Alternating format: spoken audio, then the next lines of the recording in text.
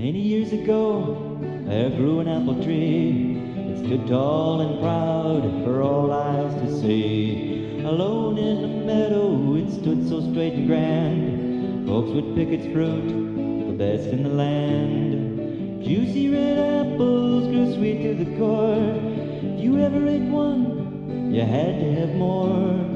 Years went by, more trees began to grow around that great tree, row after row.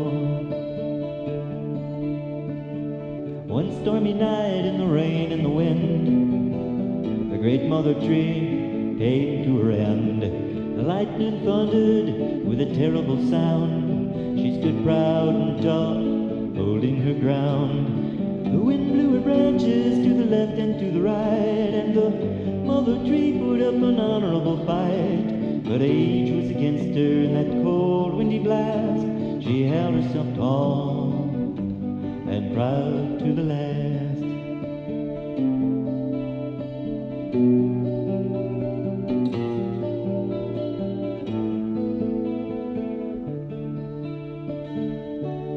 When morning came and all was thither, for who among them would act as the mother? The strongest among them was chosen to reign, and the memory of her goodness with them remained. Chosen as best, keep up the strain, tree number one was elected to reign. Now on this point I wish to explain, this process happened time and again. Many years passed for the orchard of trees, and all seemed content, as nice as could be. The love orchard spread far across the land, much farther than anyone had planned. Millions of apples stand in the sun, under the bough of tree number one. A tradition that was so carefully passed, not knowing or caring how long it would last.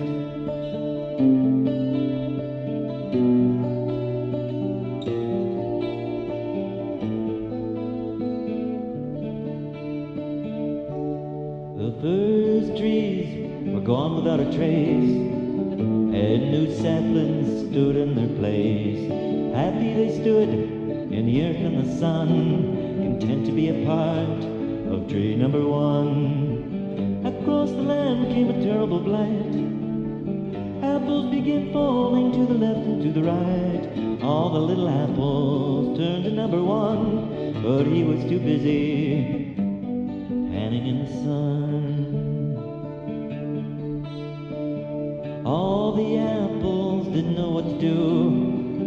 Number one was tanning, wouldn't help them through. His apples were lost to power and greed, given to him through tradition and seed.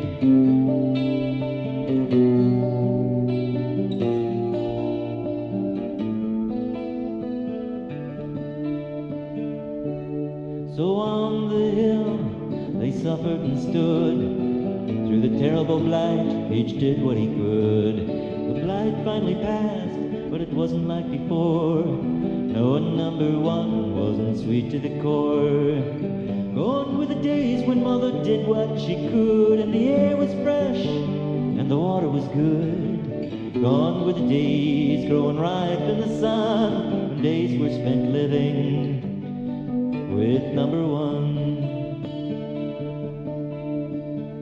Now you look, and as far as you see, beautiful apples grow from each tree. But in the air you can sense something more, something rotten you can't ignore. Oh, the love was gone that mother would share. There were too many apples for number one to care. Gone were the days, those days of lore. Millions of apples were sweet no more.